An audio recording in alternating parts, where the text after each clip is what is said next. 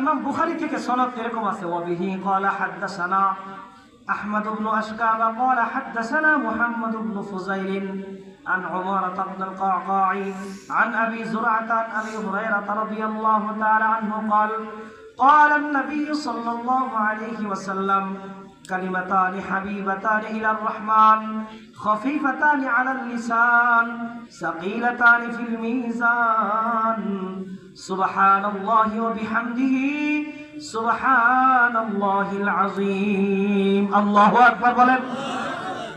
হযরত আবু হুরায়রা রাদিয়াল্লাহু আনহু থেকে হাদিস বর্ণিত, তিনি বলেন দুইটা বাক্য আছে যা মুখে বলা সহজ, কিন্তু যিনি রহমান অর্থাৎ আল্লাহর কাছে খুবই প্রিয়, আর এই দুইটা ওজন এত আমলদার হবে, এই দুইটা কালিমা যা মিজানের পাল্লাকে, মানুষের নেকির পাল্লাকে ভারী করে দিবে। কি? সুবহানাল্লাহি ওয়া বিহামদিহি বলেন, সুবহানাল্লাহিল আযীম। তাহলে সুবহানাল্লাহ বললে লাভ না লস বলেন? তবে লাভটা হয়তো এখানে পাবেন না, কোথায় পাবেন? হাসরের ময়দানে পাবেন।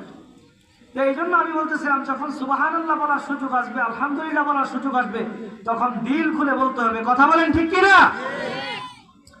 আমি আয়াতগুলো পড়তেছিলাম, যেই 10 আয়াত এখানে মৌলিক একটা গুণ, এছাড়া 7টা গুণ, মোট 8টা গুণের কথা বর্ণনা করা হয়েছে।